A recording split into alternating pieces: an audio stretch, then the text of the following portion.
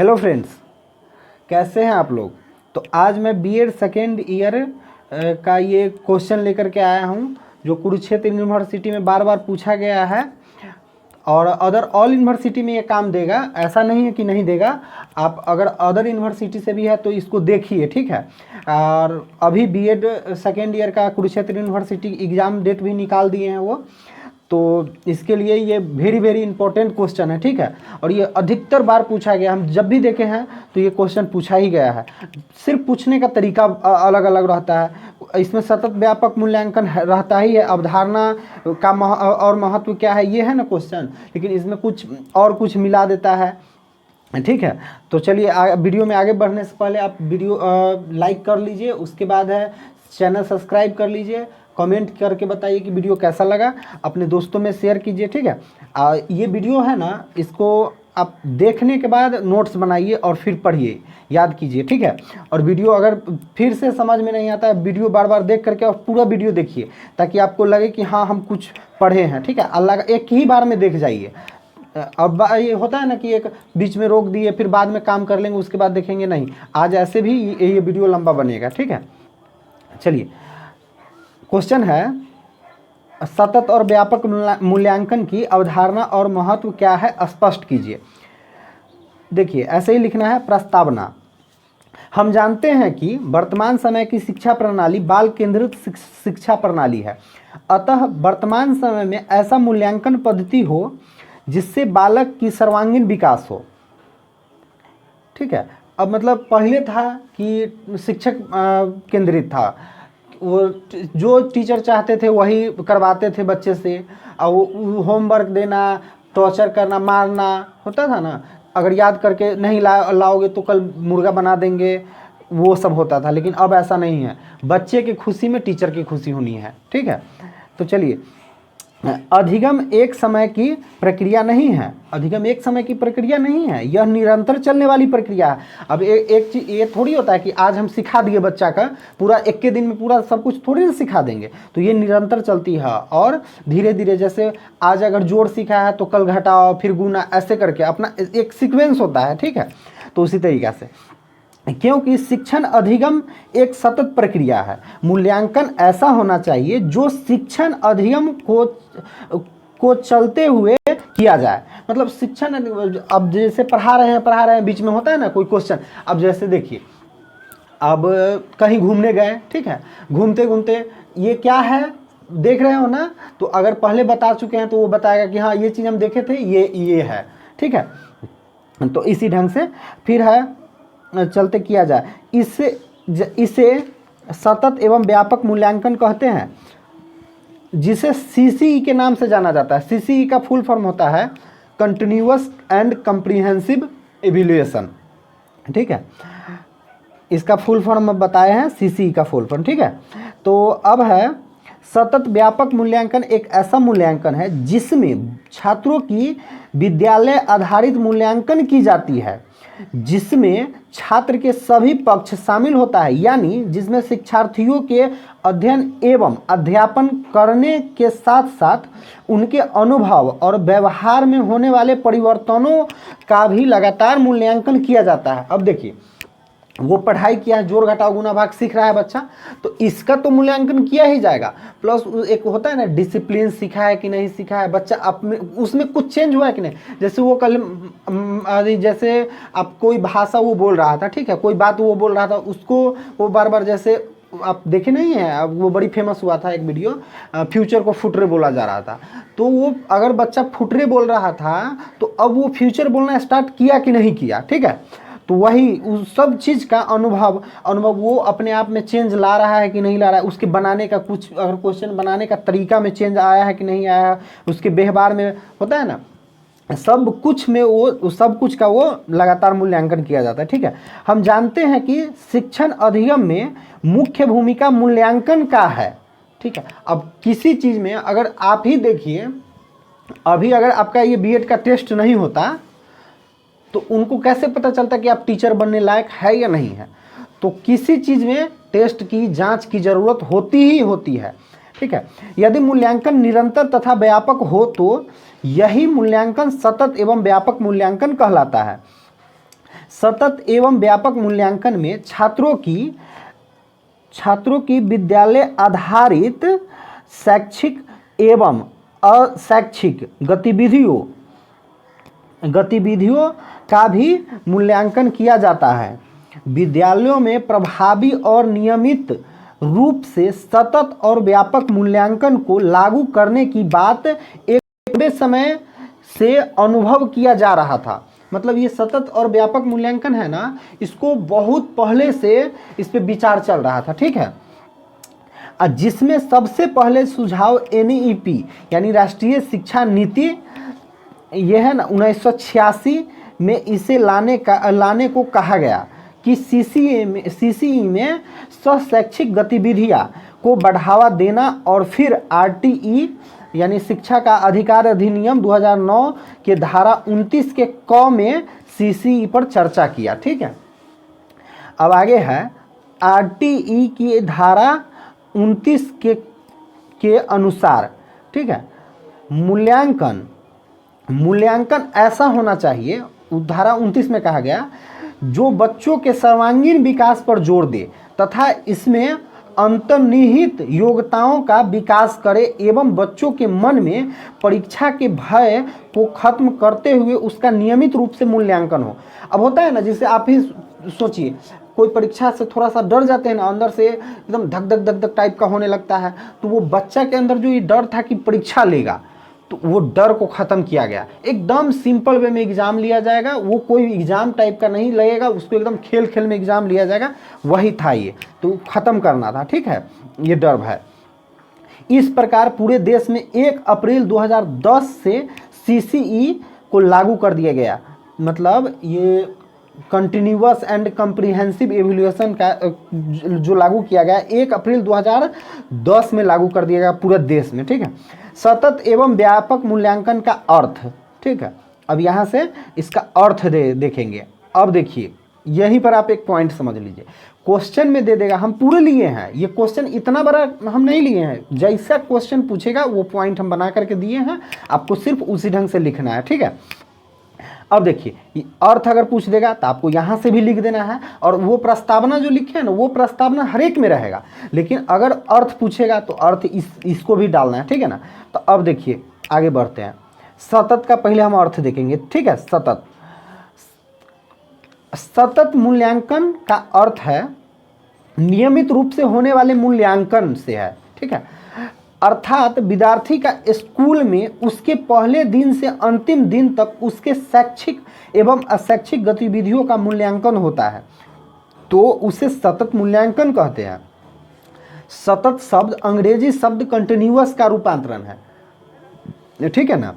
ये कंटिन्यूअस शब्द का हिंदी रूपांतरण सतत हो गया, सतत का इंग्लिश हो गया कंटिन्यूअस। अब है व्यापक मूल्यांकन, कॉम्प्रिहेंसिव एवेल्यूएशन। व्यापक शब्द अंग्रेजी के कॉम्प्रिहेंसिव का रूपांतरण है, ठीक है, जिसका अर्थ होता है बच्चों के संपूर्ण पक्ष का मूल्यांकन, अर्थात विद्यार्थी के ज्ञानात्मक पक्ष, भावात्मक पक्ष एवं संज्ञानात्मक पक्ष का मूल्यांकन किया जाता है। अर्थात सतत एवं व्यापक मूल्यांकन का अर्थ विद्यार्थियों का विद्यालय में संपूर्ण पक्षों का मूल्यांकन निरंतर चलती रहे, तो वह मूल्यांकन सतत एवं व्यापक मूल्यांकन होती है, ठीक है।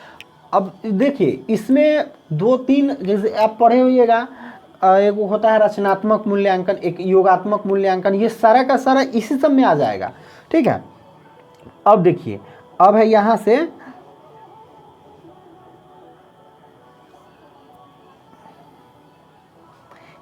देखिए, सतत एवं व्यापक मूल्यांकन के उद्देश्य, ठीक है ना। अब यहाँ से उद्देश्य देखेंगे, अब क्वेश्चन में कर देगा सतत और व्यापक मूल्यांकन के उद्देश्यों तथा महत्वों को लिखे, तो इसको भी आप लिख दीजिएगा, ठीक है ना।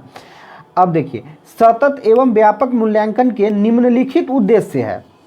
सतत एवं व्यापक मूल्यांकन का प्राथमिक उद्देश्य किसी विद्यार्थी का विद्यालय उपस्थिति के दौरान उससे संबंधित प्रत्येक पहलू का मूल्यांकन किया जाता है। अब देखिए, कोई भी विद्यार्थी जाता है, तो अब कोई उसका है ना, जो अब वो पहुंचा, ठीक है, क्लास में, तो उसका मूल्यांकन भी किया जाना चाहिए, ठीक है।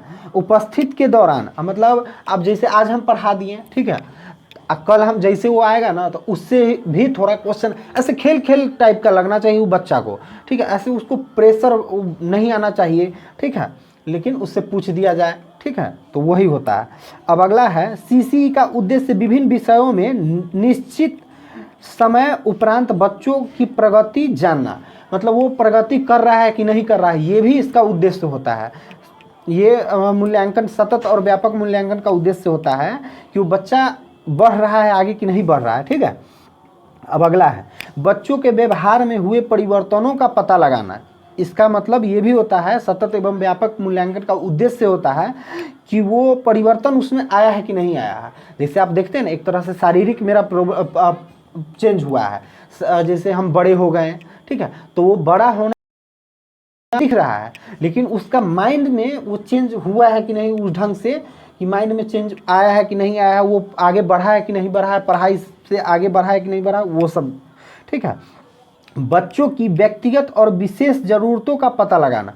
अब बच्चा कहाँ पे पिछड़ रहा है, जैसे अब मान लीजिए कि आप उसको लघुत्तम महत्तम सिखा रहे हैं, ठीक है, और उसको जोड़ घटाव गुना भाग अबे नहीं करता है, तो कहीं नहीं पीछे हो गया ना, तो इसीलिए उसका टेस्ट लेने का मतलब ये भी होता है कि वो आगे बढ़ रहा है, तो पीछे ऐसा नहीं ना है कि खिसक रहा है पीछे, ठीक है, तो ये सब भी होता है। और उसका ज़रूरत पूरा करना, जैसे अगर मान लीजिए जोड़ घटाव गुना भाग में वो पिछड़ रहा है, तो उसकी ज़रूरत हो गई क्या, अभी जोड़ घटाव गुना भाग, तो उसको पहले सिखाना, ठीक है। अब आगे है बच्चों को सीखने में कठिनाई को दूर करने के लिए अध्यापन की उपयुक्त योजना बनाना, ठीक है। जैसे उसको कठिनाई हो रहा है कोई चीज़ सीखने में, आप एक फिल्म देख लीजिए, तारे ज़मीन पर था फिल्म, तो वो उसको बच्चा को सीखने में प्रॉब्लम हो रहा था, ठीक है ना, तो वो अपना एक नया तरीका निकाला, आमिर खान नया तरीका बच्चा को पढ़ाने का एक नया तरीका से पढ़ा रहा था, ठीक है। अब जैसे आप ही सोचिए ना, कोई बच्चा अगर जैसे आप लिख करके बता रहे हैं कि ऐसे 2+5 ऐसे जोड़ दिए 7, इसको इसमें प्रॉब्लम हो रहा है, ठीक है, तो आप क्या कीजिए, वहाँ पे चेंज कीजिए इस पढ़ाने का तरीका, उसको दो दोस्त बना दीजिए, ठीक है, ऐसे, ठीक है ना। दो दोस्त पहले उसको ऐसे कहिए कि दो दोस्त तुम्हारा है, और फिर आप कहें कि और मेरा 5 दोस्त है, ठीक है, ऐसे।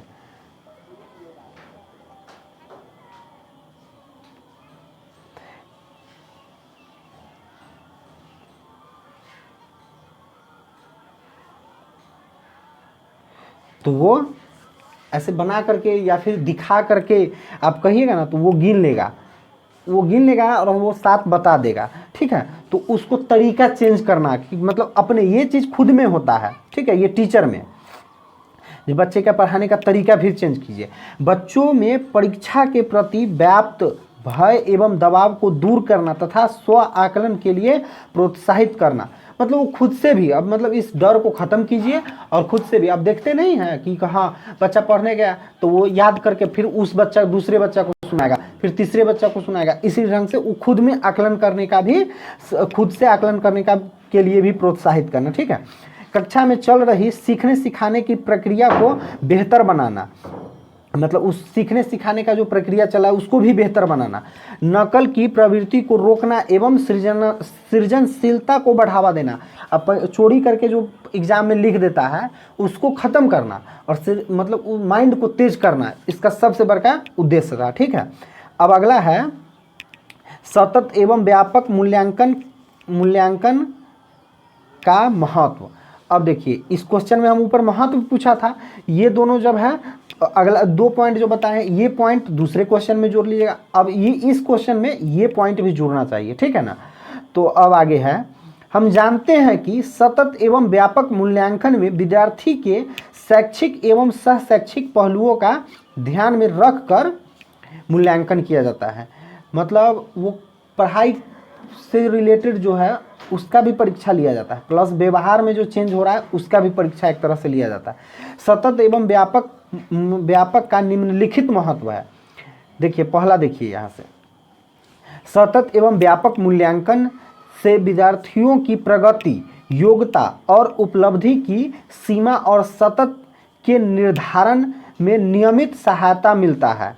अगला है अध्यापक को प्रभावशाली कार्यनीति आयोजित करने में सहायता मिलती है। इस सतत एवं व्यापक मूल्यांकन से मतलब बच्चा तो जो तो पढ़ रहा है सो पढ़ ही रहा है, टीचर को भी अपना उत्साह अंदर से एक अलग मतलब पढ़ाने का तरीका, अलग अलग नया नया तरीका वो सीखने को मिल जाता है। ठीक है, अब अगला है विद्यार्थियों के कमजोरियों का निदान किया जा सकता है और इसकी सहायता से शिक्षक प्रत्येक विद्यार्थी की शक्ति, कमजोरियां और उसकी आवश्यकताओं को पता लगा सकते हैं। मतलब इस सतत एवं व्यापक का महत्व है यही है कि विद्यार्थी की कमजोरी, उसका शक्ति क्या है। मतलब अब देखिए शक्ति, अब कहिएगा वो शक्ति नहीं जो किसी को मार दे, वो शक्ति नहीं।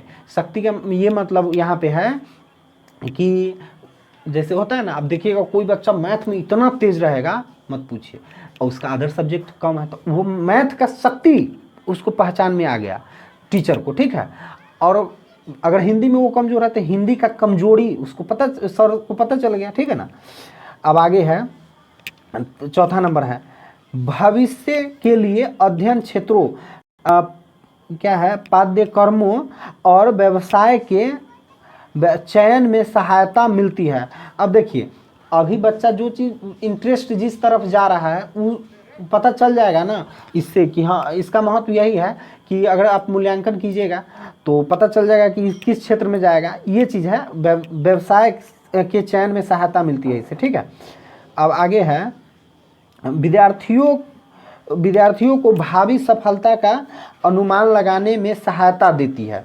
ठीक है, अगला है, अब आगे देखिए, अब फिर ऐसे क्वेश्चन में रहेगा, क्वेश्चन है पूछा हुआ है, ये वाला लाइन पूछा हुआ है, सतत एवं व्यापक मूल्यांकन में शिक्षकों की समस्या।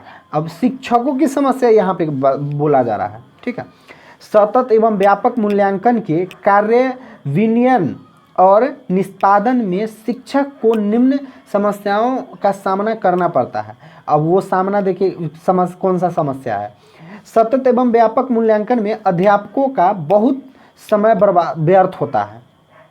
अब देखिए आप हर तरीका से, आप जैसे एक ही चैप्टर को आप पढ़ा रहे हैं, आप कोई नॉर्मल, आप जैसे चैप्टर ले लीजिए तो उसको नॉर्मल पढ़ाइएगा ना, तो मान लीजिए अगर 20 मिनट में ख़त्म हो रहा है तो आप पूछ करके जब उसमें मूल्यांकन कर करके, जैसे इतना लाइन आप पढ़ा दिए और पूछिएगा कि जो यहाँ जैसे आप रामायण पढ़ा रहे हैं अगर, तो आप पूछते कि राम के भाई का नाम क्या था, जो राम के साथ में वनवास गया था उसका नाम क्या था। तो इस ढंग से आप क्वेश्चन करते आप बीच बीच में चलिएगा तो आपको टाइम तो लगेगा ही। अब इसको व्यर्थ समझिए तब या फिर जो समझिए, लेकिन टाइम तो उसमें लगेगा। अब दूसरा नंबर है, इस प्रकार के मूल्यांकन में